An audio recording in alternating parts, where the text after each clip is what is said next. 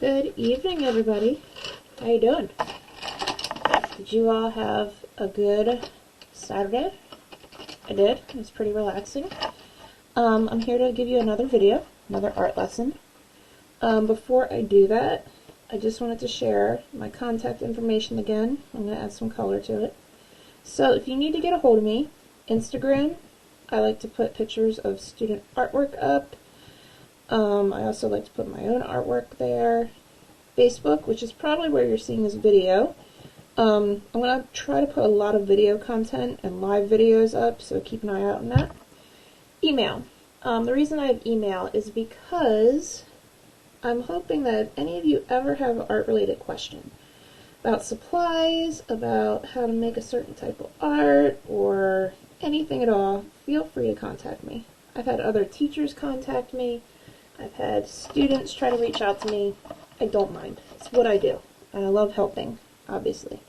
So please feel free to contact me anytime you need to. So this is not what we're doing. I'm going to put this away.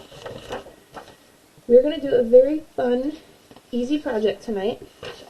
There's one required material, a piece of copy paper. So my printer recently died.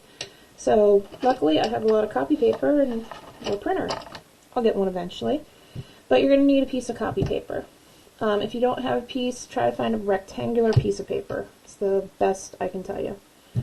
First step, you're going to take it, you're going to fold it in half, like a book. If you are familiar, like my younger elementary students, they might say I just folded it hamburger style. Hot dog style is the long fold, but we're doing the short fold like a book or hamburger. So, fold it in half. You're going to close it. Step 2, you're going to take this piece on top. You're going to fold it to the bottom. So you're going to overlap and you're going to meet the fold you already did. So watch again. You folded it like a book. You take this top piece and you fold it down to meet the bottom. That's it for the folding. That's the best news, okay? That's the easiest part. So now we're going to make, I'm going to show you what we're going to make. We're going to make crazy fish.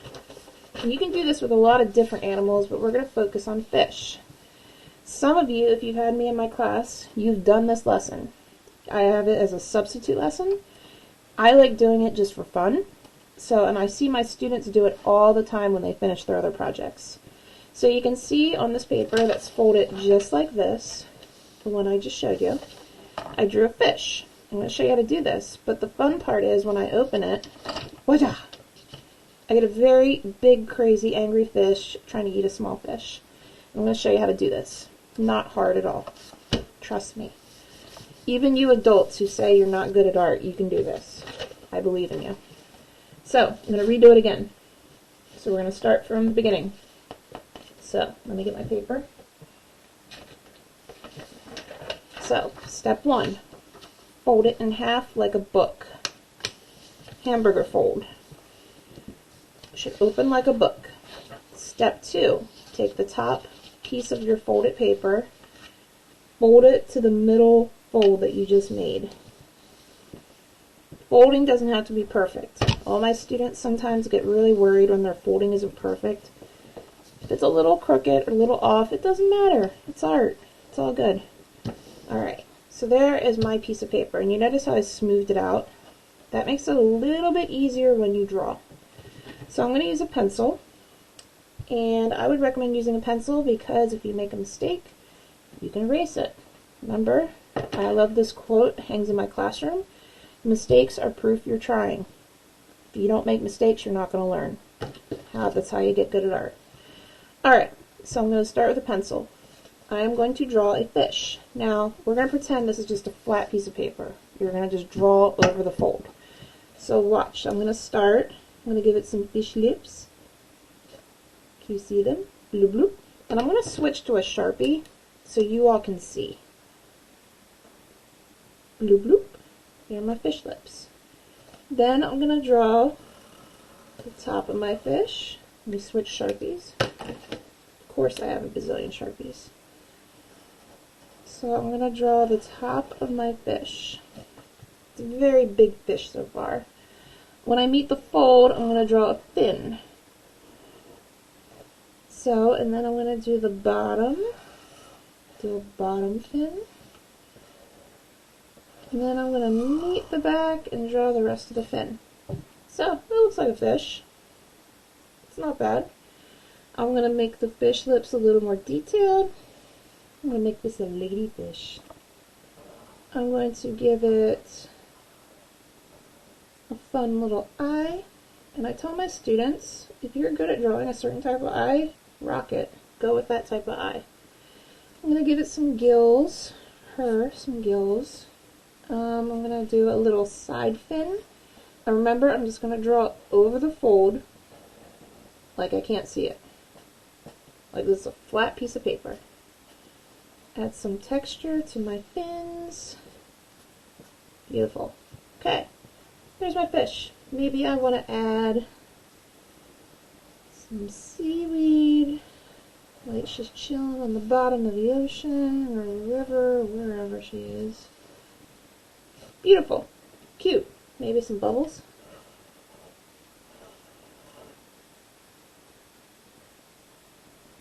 Awesome. Okay. Now how do I take this to that crazy fish I showed you before? So you're going to open the paper. You can probably already see what you have to do. You have to finish the middle part of the fish. So in order to do this, you're going to have to kind of line up where everything is. So with the mouth, you want to go in a little bit, meet the lip, so that looks like a wide mouth. I'm going to draw a silly little tongue. I like to make things silly. I'm a little silly. And, I don't know, maybe, I don't think she might be eating anything. Maybe I'll give her some pearly whites. Yeah, I like that. She's got some big old pearly whites, like she's going to nom on something. Oh, you know what? I know what she's going to eat. She's at the bottom of the ocean. Of course she's going to eat a Krabby Patty. Right? She's hanging out with SpongeBob. So there's a Krabby Patty. Now, this is tricky. I have to make this fin connect. So I'm going to draw the line to connect to that bottom fin. Now that was tricky. If I didn't line up right, and I'm using a Sharpie, I would have had a big mistake. But, like I show most of my students, in art, you can fix most of your mistakes. You can hide them. People will never know. And lastly, I gotta finish the tail. So I'm gonna go back here, take my marker. That was good. Draw some fin details. And I have one big hangry fish looking for a Krabby Patty. What do you think? I think it looks pretty good. So, again, when you close it, no one will suspect a thing. It just looks like a little fish floating by the bottom of the ocean. Then you open it up and she is hungry for a Krabby Patty. Now, when you add color, whatever you have. If you have markers, you can use markers. If you have crayons, you can use crayons. I'm a big crayon fan, but I have some colored pencils, so I'm going to use some of those. So when you color, yeah, have fun. I tell students, nothing has to look like the real world. So if you want to make this a rainbow fish, make it a rainbow fish. Great book, by the way. If you want to make it wild and kooky colors, I mean, there's a lot of cool colored fish in the ocean. It is your art. Make it your own. There are no rules when it comes to color. That's why I love art. So you're just going to have fun and color. I am going to finish this later because I don't want to take all your time by me just coloring. All I did was a little bit of green seaweed. But if you were dying to know, I would probably make this fish, oh, I don't know what color. I'd probably give her red lips because she looks a little bit sassy. I'd probably go with like this aqua color. And maybe color pencils you can blend, which is really, really fun to do. And you gotta be careful because she's in the ocean, so I'd probably do aqua and green for this fish. with a little bit of bright color highlights. Maybe I do the fins a brighter color, like the opposite of blue is what color? Orange. So maybe like an orangish color. Ooh, I like the way those three colors look. So I will work on this later, and maybe I'll post a picture on my Facebook page so you can see it. But again, super easy project. You can be very creative. I've done this with a cat. It was a little bit tough, but just like when you start with your paper, I drew the cat here, the head, and then I did the body and the tail, and then I opened up and it's this huge mouthed cat. It was really funny. So you can probably do any animal. A shark would be great, cat, dog, any type of animal you can make with a gigantic mouth. Dinosaur, I bet would be a good one. So have fun with this. Ooh, alligator. That would be a really good one. Have fun. Please post any of the art on my Facebook page if you make anything amazing, because I want to see it. And I miss you all. Keep looking for content.